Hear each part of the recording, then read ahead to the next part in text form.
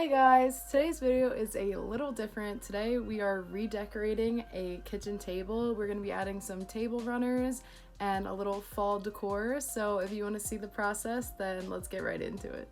A really easy way to dress up any table is table runners, and today I'm creating my own unique ones, and I'm using a stenciling on just some burlap material. And I think it comes out looking so elegant and it's unique and no one else is gonna have it.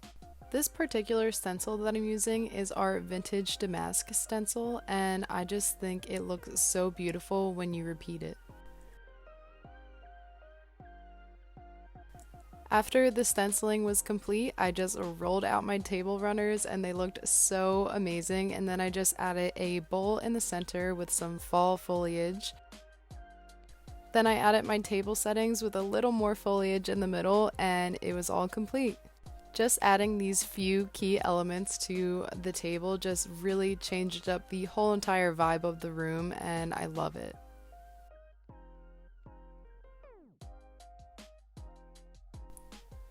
Head to our website to check out more of our stencils, and don't forget to tag us on social media with your stencil art.